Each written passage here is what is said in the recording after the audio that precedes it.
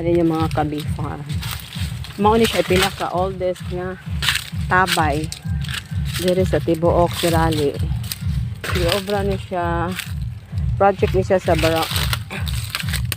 Barrio Council project. Since giobra karong saan siya giobra last 5 April, May 12 December 5, 1958. This 12/5/58. So December 5, 1958 ni siya gi-obra. Pila na ka decade kay 58. 12 pagod din siya 1958. So 1958. Imagine 1958, mahina ako sa math.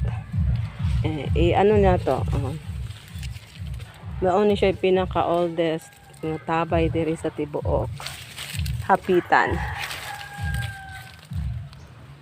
December 5, 1958 siya giobra. Kadugayan ano? Nasirado lang kay wala na siya gamita. Tungod kay daghan tubig, di tubigan diri. May japwa, may bago na pong mga linya sa tubig. So gisirado na lang siya kay para walay mahulog kay mao man ni siya ibirtahan. Anya man ang gibalik gisud ang nitubo na lang. Pinaka oldest ni siya nga tabay diri sa Tibuok, Sirali, sa Barangay Hapitan. Trivia ni siya, trivia or history ni siya. Pinakakaraan nga tabay December 5, 1958 giobra sa Bibil.